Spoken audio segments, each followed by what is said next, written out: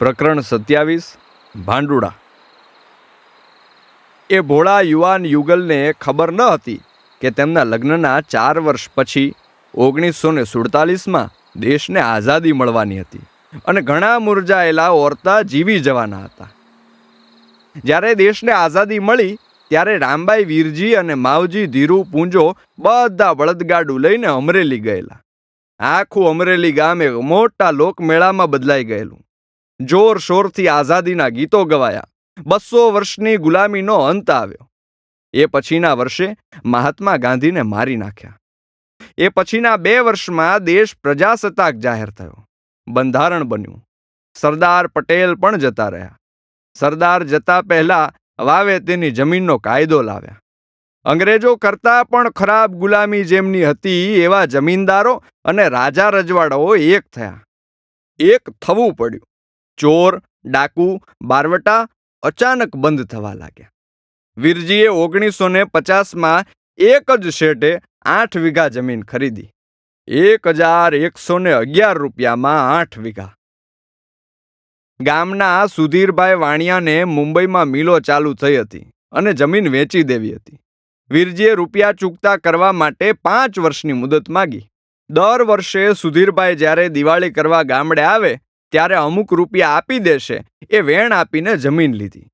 રામબાઈ વીરજીના ઘરે ઘરે મજૂર તરીકે જવાના દિવસો બંધ થયા.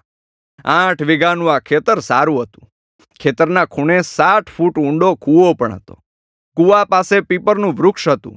ખેતર વાણિયા પાસેથી લીધું હતું એટલે નામ રાખ્યું વાણિયાવાળું.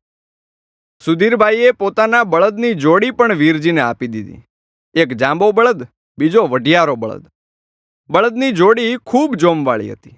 વાણિયાવાળામાં પહેલો પાક મગફળીનો લીધો. જોગાનું જોગ વરસાદ પણ સારો પડ્યો. મગફળી ખૂબ થઈ. એ જ વર્ષે ગાવડીને વાછડી જન્મી અને ઘોડીને વછેરી જન્મી. વછેરીનું નામ રાખ્યું અંબા. 2 બળદ, 2 ઘોડી, 2 ગાય એમ 6 ઢોર થયા. બળદ તો ખેતરે પીપર નીચે જ રાખેલા. બાકીના ઢોર ઘરે આંબાની આસપાસ ખીલા ખોડીને રાખેલા. અરે પાનીબેન પરણી ગઈ. એ પરણી ત્યારે ઉંમર 24 વર્ષ હતી. 24 વર્ષ સુધી પાનીબહેનના લગ્ન ન થયા એના લીધે તેને ખૂબ સાંભળવું પડેલું. ગામ આખું વાતો કરતું. અનાથ છોકરાઓની દયા ખાતું. આ મા બાપ ન હોય તો જુવાન જો છોકરાઓનું કોણ પૂછે? અનાથ છોકરી ને સેંથો પૂરવાનો વારો આવતે જન્મે આવશે એવું લાગે છે. આ પાણી તો વાંઢી રહે. જોજો આખા ગામની ફઈ થાય. તેની નાની બેન તો હામાપુરમાં હાકલા કરે છે. રામબાઈ વીરજીને પાનીબહેનની ખૂબ ચિંતા થતી હતી. પરંતુ કન્યાદાન, સોનું, દહેજ, લગ્નના જમણવાર કરવા માટે સગવડ થાય એવું વર્ષ થયું ન હતું. વીરજીએ ખેતર ખરીદ્યું એના આગલે વર્ષે જ પાનીબહેનના લગ્ન ગોઠવી દીધા. વીરજીના દોસ્ત માવજીનો મામાનો દીકરો છગન પાનીબહેનને પરણ્યો. છગન 100 વીઘા જમીનનો ખાતેદાર હતો. અમરેલીમાં મોટું હવેલી જેવું ઘર હતું. છગનને આ બીજા લગ્ન હતા. પહેલી પત્ની સાથે છગનને 2 દીકરી હતી. લગ્ન પછી છગનની પત્નીને કોઈ રોગ લાગ્યો અને એ જીવી નહીં. એ પછી છગને બીજા લગ્ન કરવાનું નક્કી કર્યું અને પાનીબહેન તેની બીજી પત્ની બની. ચલાલાના એ તૂટેલા ઘરમાં હવે માત્ર સાકર અને ખોડો હતા. બંને રોજ મજૂરીએ જાય. ખોડો ગાંડો ન હતો. ખોડો સાજો નરવો હતો. ખોડો જેમ જેમ મોટો થયો એમ વધુ ને વધુ સમજુ થયો હતો. આખું ગામ વિચારતું હતું કે ખોડો તેના બાપ ગીગા જેવો કેમ ન થયો? પણ ના થયો તે ના થયો. ગાંડાનો દીકરો ગાંડો ના થયો.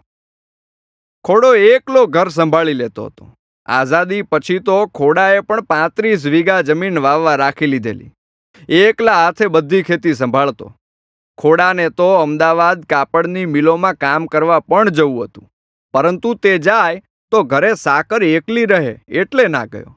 ખોડાએ એ તૂટેલા મકાનને પણ ફરીથી ચણવાનું શરૂ કરેલું.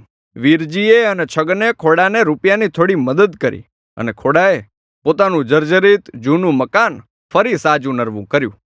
નવા મોભ નળિયા નાખ્યા, દિવાલ કરી, લાકડાની ડેલી કરી.